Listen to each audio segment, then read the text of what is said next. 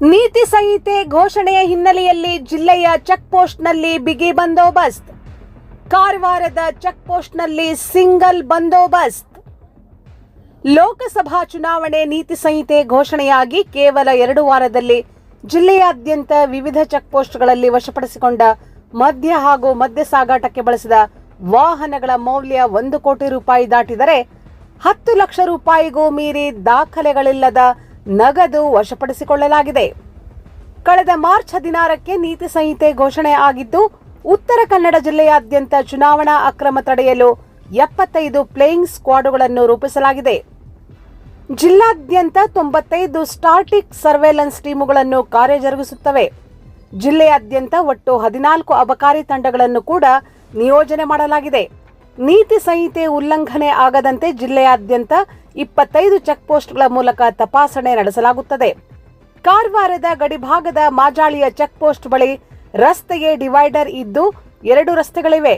ಗೋವಾದಿಂದ ಕಾರವಾರಕ್ಕೆ ಬರುವ ರಸ್ತೆಯಲ್ಲಿ ಟೆಂಟ್ ಹಾಕಿ ಅಲ್ಲಿ ಅಬಕಾರಿ ಅಧಿಕಾರಿ ಇಲಾಖೆ, ಅರಣ್ಯ ಇಲಾಖೆ, ಪೊಲೀಸ್ ಇಲಾಖೆ, ಕಂದಾಯ ಇಲಾಖೆ ಹಾಗೂ ಕಸ್ಟಮ್ ಇಲಾಖೆ ಸಿಬ್ಬಂದಿಗಳು ತಪಾಸಣೆ ಮಾಡುತ್ತಿದ್ದಾರೆ. ಆದರೆ ಅದರ ಪಕ್ಕದ ರಸ್ತೆ ಕಾರವಾರದಿಂದ ಗೋವಾ ಕಡೆ ಹೋಗುವ ರಸ್ತೆಗೆ ಯಾವುದೇ ಅಡೆತಡೆ ಇಲ್ಲದೆ ನೇರವಾಗಿ ಗೋವಾಗೆ ಸಾಗಬಹುದಾಗಿದೆ. ಈ ರಸ್ತೆಯಿಂದ ಮರಳಿನ ವಾಹನ, ಗುಜರಿ ವಾಹನ, ಸ್ಪಿರಿಟ್ ಟ್ಯಾಂಕರ್ ಹೀಗೆ ವಿವಿಧ ವಾಣಿಜ್ಯ ಭಾರಿ ಹಾಗೂ ಲಘು ವಾಹನಗಳು ಹೋಗುತ್ತಿದ್ದರೂ ಅಬಕಾರಿ ಇಲಾಖೆಯವರಾಗಲಿ, ಕಂದಾಯ ಇಲಾಖೆಯವರಾಗಲಿ, ಅರಣ್ಯ ಇಲಾಖೆಯವರಾಗಲಿ, ಕಸ್ಟಮ್ ಇಲಾಖೆ ಆಗಲಿ ತಪಾಸಣೆ ಮಾಡುವುದಿಲ್ಲ.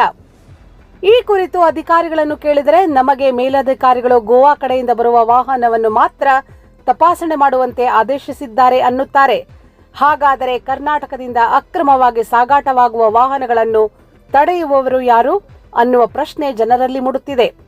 ಕರ್ನಾಟಕದ ಗಡಿಭಾಗವಾದ ಕಾರವಾರದ ಮಾಜಾಳಿಯಲ್ಲಿ ಚೆಕ್ಪೋಸ್ಟ್ನಲ್ಲಿ 2 ರಸ್ತೆಗಳಿದ್ದು, ಒಂದು ರಸ್ತೆಗೆ ಚೆಕ್ಪೋಸ್ಟ್ ನಿರ್ಮಿಸಲಾಗಿದೆ. ಇನ್ನೊಂದು ರಸ್ತೆಗೆ ಯಾರ ಅಡೆತಡೆ ಇಲ್ಲದೆ ಹೋಗಬಹುದಾಗಿದೆ. ಈ ಕುರಿತು ಈ ಹಿಂದೆ ಈ ರಸ್ತೆಗೆ ಚೆಕ್ಪೋಸ್ಟ್ ಗೇಟ್ ನಿರ್ಮಿಸುವಂತೆ ಸಾರ್ವಜನಿಕರು ಜನತಾ ದರ್ಶನದಲ್ಲಿ ಪ್ರಸ್ತಾವಿಸಿದರು.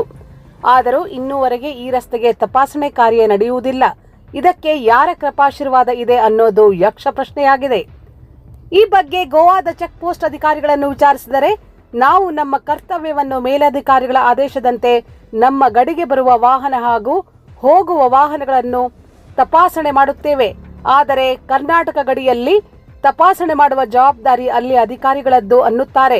ಗೋವಾದ ಚೆಕ್ಪೋಸ್ಟ್ ಬಳಿ ಸಿಂಗಲ್ ರಸ್ತೆ ಆದ್ದರಿಂದ ಅಲ್ಲಿ ಹೋಗುವ ಹಾಗೂ ಬರುವ ವಾಹನಗಳನ್ನು ತಪಾಸಣೆ ಮಾಡುತ್ತಾರೆ. ಆದರೆ ಕರ್ನಾಟಕ ಗಡಿಭಾಗ ಮಾಜಾಳಿಯಲ್ಲಿ ಡಬಲ್ ರಸ್ತೆ ಆದ್ದರಿಂದ ಒಂದು ಕಡೆ ತಪಾಸಣೆ ಮಾಡಿ ಇನ್ನೊಂದು ಕಡೆ ಮುಕ್ತವಾಗಿ ಬಿಡುತ್ತಿದ್ದಾರೆ. ಅಕ್ರಮ ಸಾಗಾಟ ವಾಹನ ತಡೆಯಲು ಇನ್ನೊಂದು ರಸ್ತೆಗೂ ಗೇಟ್ ಹಾಕುವುದು ಅವಶ್ಯಕತೆ ಇದೆ ಎನ್ನುವುದು ಪ್ರಜ್ಞಾವಂತ ಸಾರ್ವಜನಿಕರ ಅಭಿಪ್ರಾಯವಾಗಿದೆ.